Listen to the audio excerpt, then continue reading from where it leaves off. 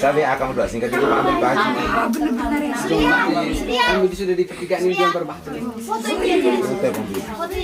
Berarti itu kamu tiga Kami mengucapkan selamat pagi, dan pada kesempatan ini saya ingin mengucapkan limpah terima kasih dan puji syukur kepada hadirat Tuhan Yang Maha Kuasa karena atas limpahan berkat-Nya kita bisa berkumpul di tempat ini dalam keadaan sehat walafiat. Jadi saya mengucapkan terima kasih atas kehadiran semua, dan pada kesempatan ini juga kita akan melakukan regular meeting Forum Anak Kabupaten Nagekeo yang sudah hadir bersama kita semua, para teman-teman sekalian. Kita juga mengucapkan limpah terima kasih kepada Om Kas yang sudah bersedia menerima kita di pondok Yayasan Somere ini. Lalu selanjutnya saya akan memberikan kesempatan kepada Bapak Kadis Dinas PMD Kabupaten Nagekeo untuk menyampaikan sedikit sambutan dan juga membuka kegiatan kita walaupun tidak secara resmi, tapi kami mohon untuk memberikan sepatah dua kata di awal pertemuan kita pada hari ini. Kepada Bapak Kadis, waktu dan tempat kami persilahkan. Selamat pagi. Semangat semua, terima kasih adik-adik. Yang saya hormati Ibu Jen selaku Ketua P2TP2A.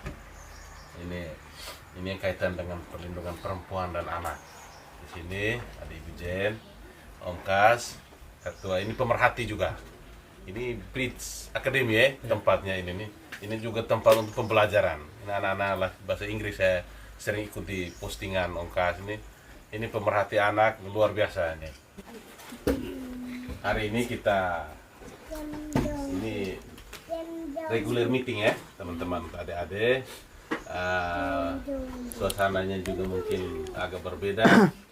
Ini kita seperti anak-anak PAUD yang kita belajar sambil bermain, nanti belajar dengan bermain, tapi saya pikir ini hal yang positif untuk kita bisa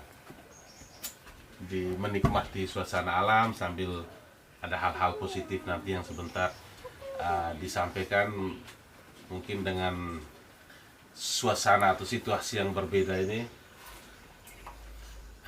Apa yang disampaikan juga bisa, kalau biasanya setengah atau 3/4 ini bisa hampir sebagian besar bisa masuk menginspirasi adik-adik semua.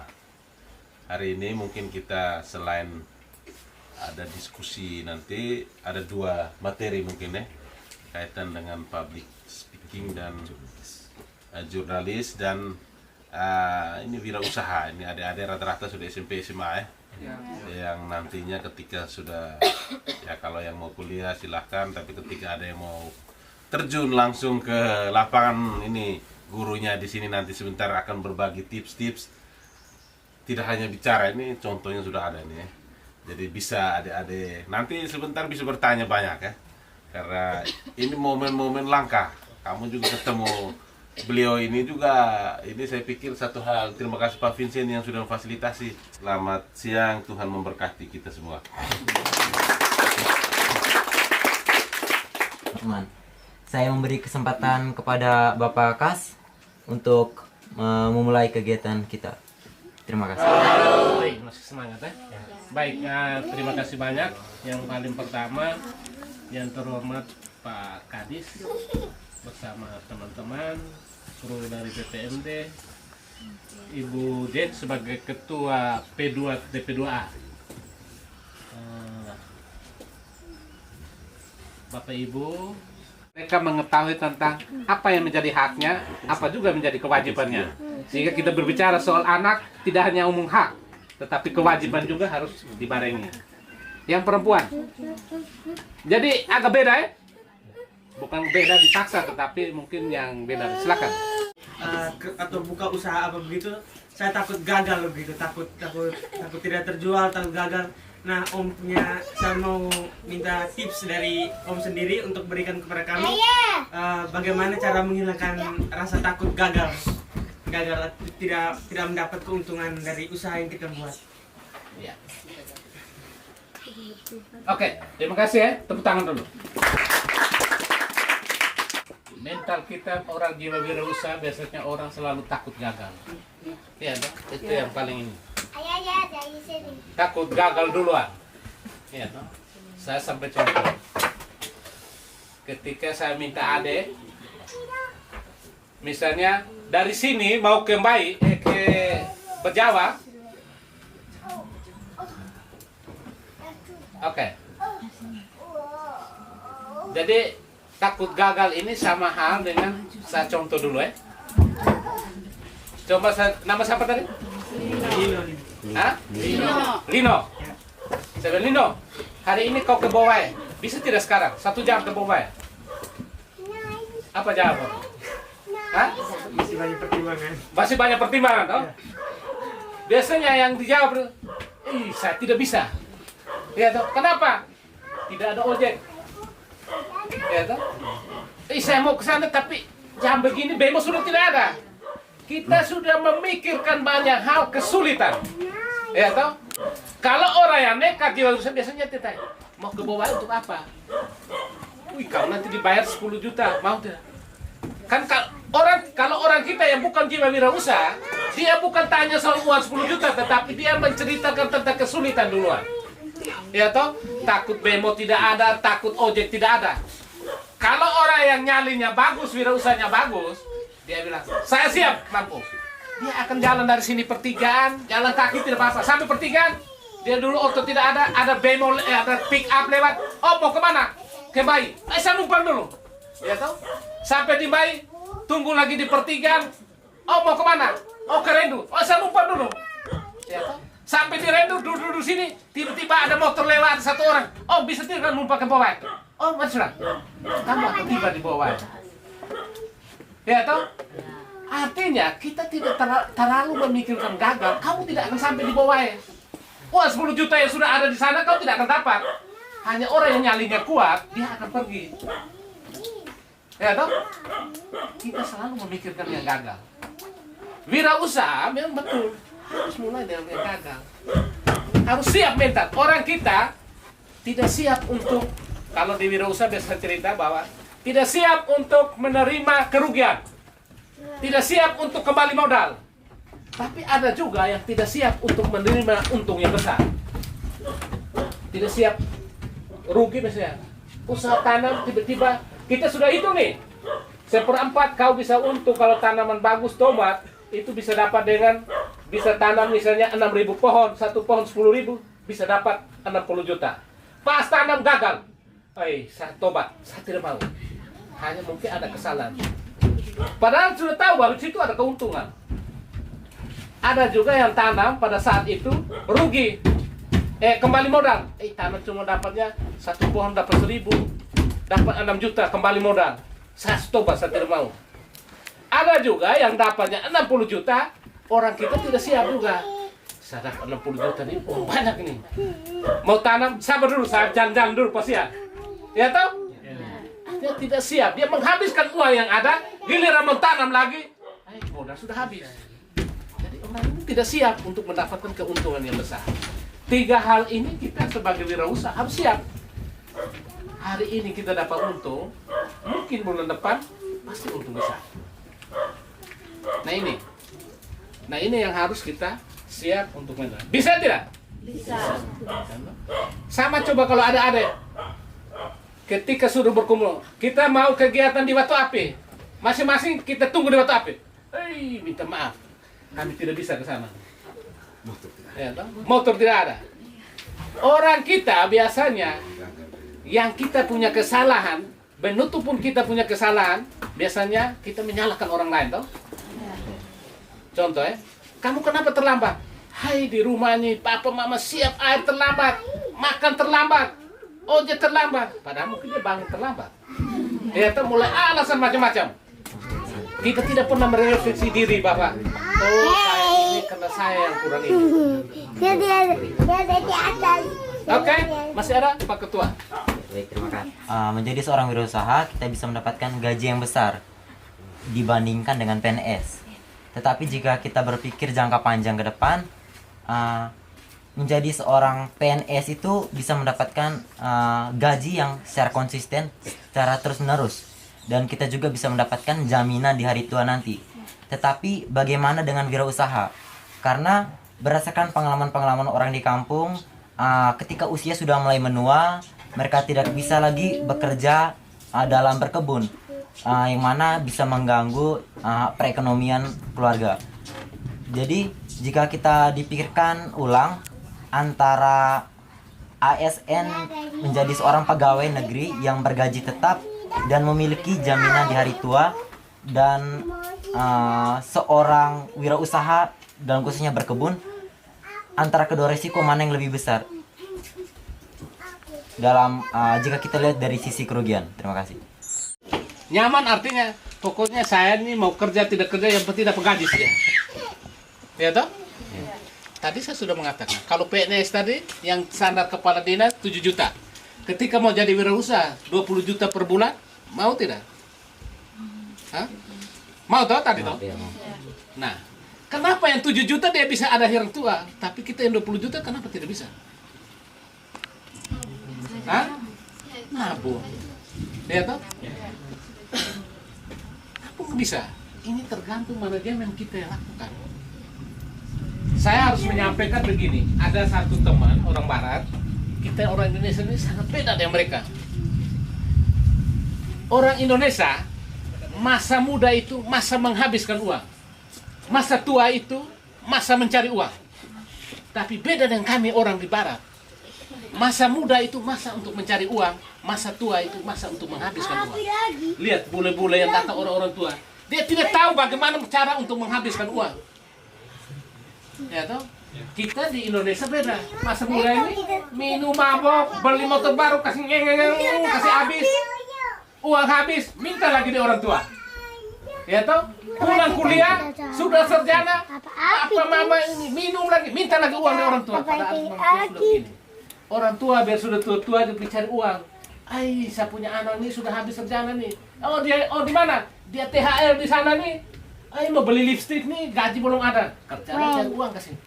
Dia sudah sarjana, sudah besar, masih lagi cari uang hanya untuk beli untuk uang. Begitu.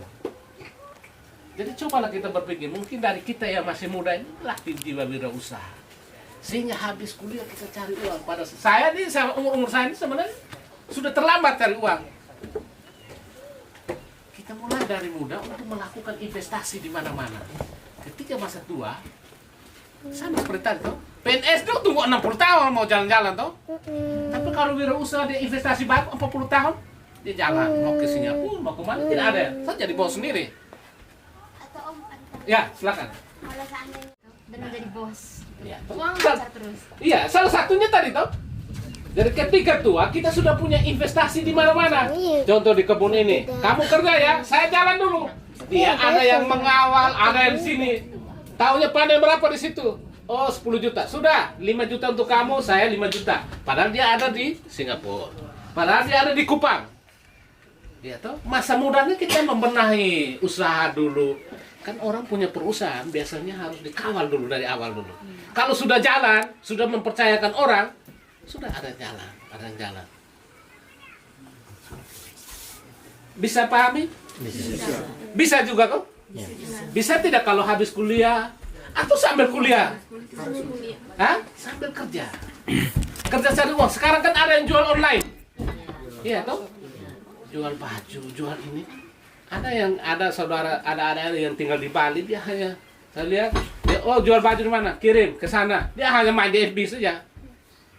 Jangan sampai kita hanya bapak mama sudah beli HP yang bagus, giliran malam apa? Apa? Posisi di mana? Halo sayang. Jadi kalau ada pulsa sudah di lem. Ya toh? Artinya kan begitu toh? Kalau ada pulsa berarti bapak mama sudah lupa. Tapi giliran pulsa semua habis. Mulai papa sayang, mama sayang. Ya toh? Kalau ada pulsa mulai ya sayang lain. Jadi ini maksudnya, kenapa tidak tuh? Kita harus mulai. Tidak usah rasa malu. Biasanya yang selama ini anak-anak muda malunya di awal biasanya toh. Ketika kita sudah dapat uang, kamu mau ngomong apa terserah. Tetapi saya bisa dapat uang sendiri, bisa beli pulsa sendiri. Ini kan cari uang dunia sekarang itu sangat gampang sebenarnya. Kenapa? Ketika adik-adik nona yang perempuan tidak punya uang, saya harus menyampaikan, ini kita juga rawan terjadi kekerasan. Ya toh? Coba kamu pulsa tidak ada, mau nebak mama tidak ada uang, terpaksa kakak pulsa dulu. Nah yang mau kirim pulsa dia bilang, nona sebentar kita ketemu dulu.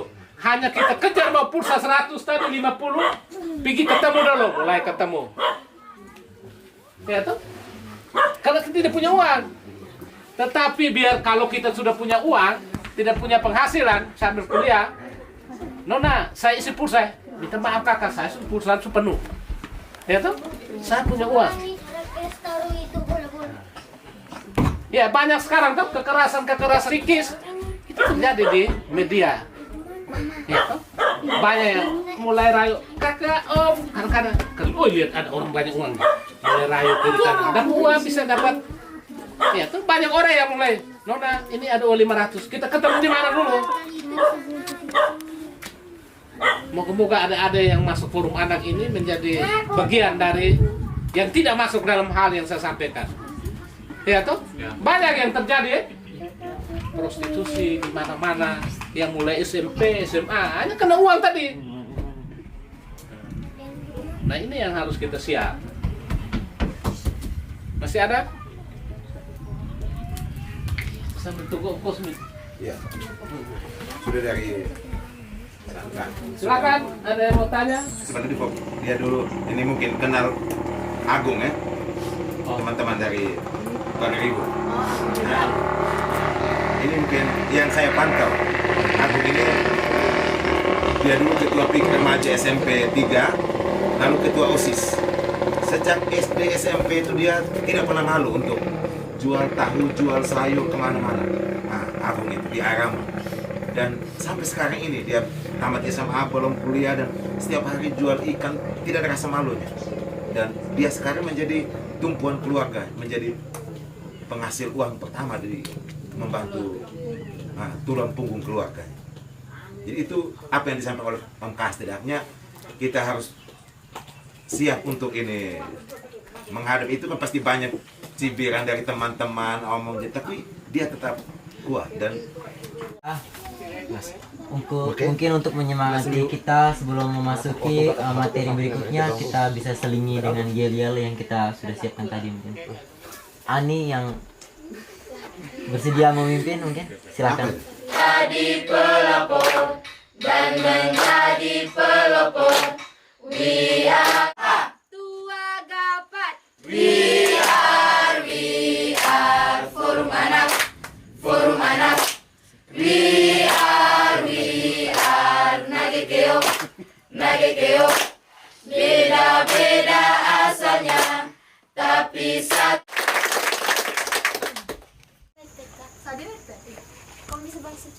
Oh betul kan? Nah, Jadi dia ada ada. sekarang yang menggunakan itu media sosial itu, Wattpad dan segala macam itu bisa untuk ada yang bahkan dia buka apa namanya web atau apa lagi di dalam itu mereka untuk blognya, ada blog gitu untuk ditulis singkat-singkat, isunya macam-macam lah terserah. Ada tentang cinta, ada tentang persahabatan, ada tentang perkebunan juga boleh. Granny punya tentang apa? Kalau Granny Kita sampai di penghujung hari ini. Selanjutnya saya menyerahkan waktu dan kesempatan kepada Om Vincent untuk menyampaikan arahan lanjutan atau sepatah dua kata untuk mengakhiri kegiatan kita pada sore hari ini. Ketua P2TP2A kebetulan hadir bersama kita. Mungkin sejak kita bentuk forum anak mulai dari Surya Ketua, kita belum pernah, anak-anak belum pernah ketemu dengan Ibu Ketua P2TP2A yang benar-benar berjuang bersama untuk bagaimana urusan perlindungan anak di Nagekeo ini. Nama saya Maria Angelina Adriana Sekewea. Namanya sangat panjang tapi cukup dipanggil Jen. singkat. Jumlah hurufnya 30, tapi yang dipanggil hanya 3 huruf. Ya. Adik-adik terima kasih. Saya hari ini diundang untuk bergabung bersama anak PAN, dan pada saat kita foto-foto di Tanjung tadi serasa saya juga anak-anak. Apakah saya anak? saya saat ini bukan anak, tapi saya tetap anak kedua orang tua saya. Oke? Saya anak, pernah jadi anak dan punya anak. Karena itu saya merasa bersama teman-teman kami tetap adalah sahabat anak. Tidak ada hal yang luar biasa, tidak ada hal yang serba kebetulan, dan tidak ada hal yang tanpa kita mulai dari yang kecil. Karena tadi walaupun dari Om Kosmin, semuanya harus mulai. Mulai dari mana kalau bukan dari diri sendiri? Bahwa tantangan pasti. Saya bersama Pak Vincent dan Ibu Erna sejak 2011 di Pemberdayaan Perempuan dan Perlindungan Anak, tantangan luar biasa. Dan orang merasa perempuan dan anak itu tidak penting. Akan penting pada saat jargon kampanye. Ada hal yang terlalu sulit buat kami. Karena satu keran dia tutup, ada keran lain yang terbuka. Buktinya dalam perjalanan kami, bekerja sama dengan bermitra dengan PLAN, dengan WVI, dan banyak pemerhati yang mau bersama kami mendampingi dan bersama anak-anak. Bicara anak tidak bicara kasus, karena kasus adalah ikutannya. Yang kita inginkan, kita harus dari awal supaya tidak ada kasus.